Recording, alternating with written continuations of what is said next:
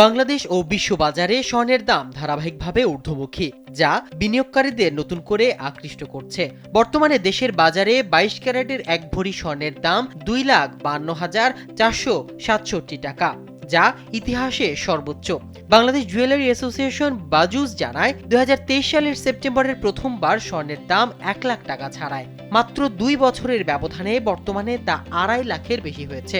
সংশ্লিষ্টদের মতে, স্বর্ণের দাম কমার চেয়ে বাড়ার প্রবণতায় কয়েক বছরে বেশি দেখা গেছে।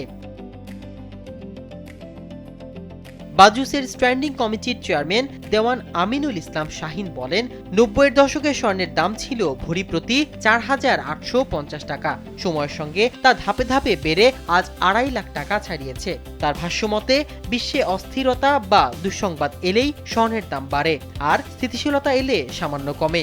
যুদ্ধ, অর্থনৈতিক মন্দা ও বৈশ্বিক অনিশ্চয়তার সঙ্গে স্বর্ণের দামের গভীর সম্পর্ক রয়েছে। এই কারণে বিশ্বজুড়ে কেন্দ্রীয় ব্যাংকগুলো বৈদেশিক মুদ্রার পাশাপাশি স্বর্ণ রিজার্ভ হিসেবে ধরে রাখে। ওয়ার্ল্ড গোল্ড কাউন্সিলের তথ্য অনুযায়ী যুক্তরাষ্ট্রের কাছে বিশ্বের সবচেয়ে বেশি সোনা রয়েছে, যা তাদের মোট বৈদেশিক সম্পদের বড় অংশ।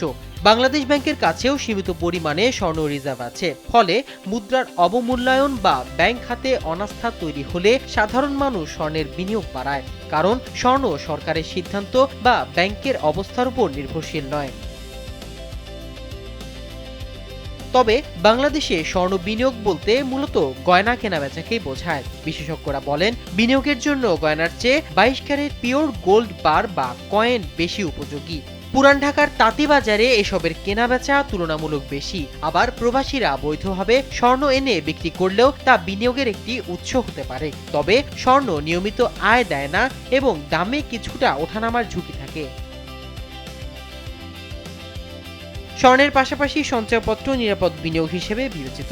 রাষ্ট্রীয় নিশ্চয়তার কারণে এটি জনপ্রিয় হলেও বিনিয়োগের সীমা ও নীতিগত পরিবর্তনের ঝুঁকি রয়েছে।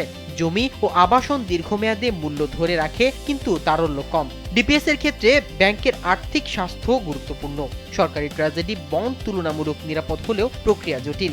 সব মিলিয়ে অর্থনীতিবিদরা বলেন, নিরাপদ বিনিয়োগ একটি আপেক্ষিক ধারণা। যে খাত একজনের কাছে নিরাপদ, অন্যজনের জন্য তা ঝুঁকিপূর্ণ হতে পারে। তাই সময়, লক্ষ্য, আয় ও ঝুঁকি নেয়ার মানসিকতা মিলিয়ে নিতে হবে সঠিক সিদ্ধান্ত।